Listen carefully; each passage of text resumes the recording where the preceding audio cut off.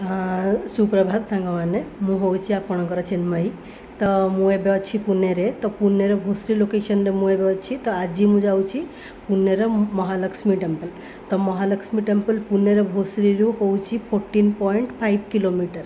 तो से विषय में आपको आज देखी केमी लगे आपन को महालक्ष्मी टेम्पल आप देखिए आईठू मुझे सारापर आपन को से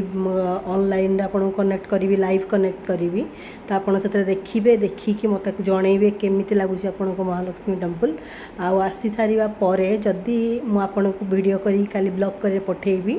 तो काली की आसिकी पठे सारा पर आपण जदि केबे परे पुणे आसती आपण निश्चित महालक्ष्मी टेम्पल को दर्शन करिकी जिबे देखिए आपन को कौ भली एटमॉस्फियर लगुच तार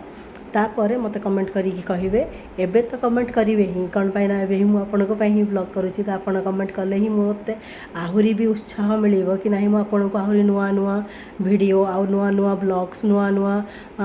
दर्शनीय स्थान नुआ नुआ विजिटिंग जमती कि बुलिबा भली जगह आपन को मु सब देखैबी तो से हिसाब रे आपण सहित आउ टिके पर मु कनेक्ट करूची तो लाइक 30 मिनिट पर तो तापर आपण सहित मु कथा हेबी हाँ एबे बाहरली जय जगन्नाथ।